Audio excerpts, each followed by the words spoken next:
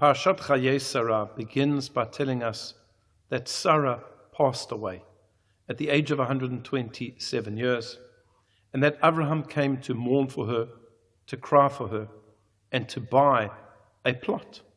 He had been a wanderer in the land of Canaan. He never owned any land whatsoever all of the time that he had been there. And he just wanted a plot of land to bury Sarah.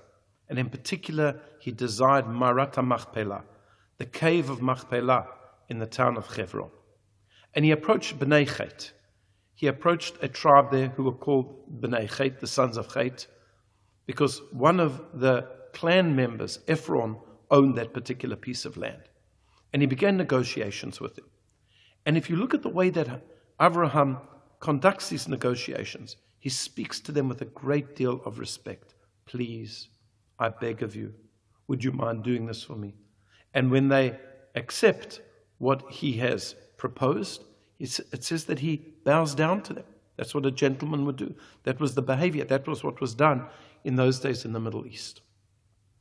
The great Rabbi Dessler, one of the foremost experts on Mussar, ethics, in the previous generation, learns an important lesson from this about derech eretz, about proper behavior.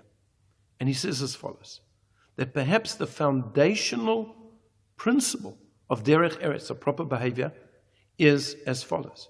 Just because I'm going through a hard time, just because I'm suffering, doesn't mean that you have to suffer on account of me.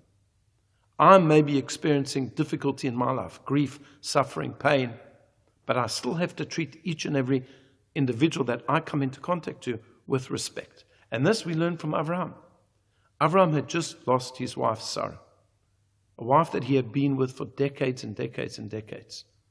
They had built not just a family together, but really they had been the progenitors of a nation, of an idea. They had brought Hashem into this world.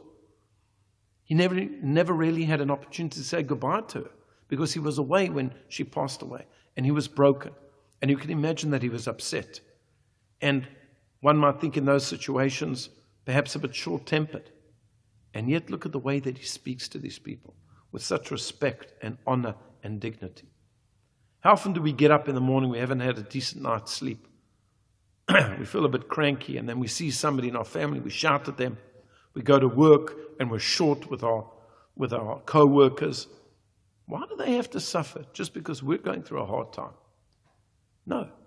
When it comes to life, you have your own issues. But that doesn't mean you have to project them onto others. It doesn't mean others have to suffer. The Chofetz Chaim also writes about this in his book Ahavat Chesed, when he speaks about hospitality. And he says if the hosts are going through a difficult time, there is no reason whatsoever why the guests have to know about it. That makes them upset. That makes them resentful of the fact that they're there. No. Speak to them with a smile. Make sure that they feel 100% comfortable in your home. This is what we learn from Abraham.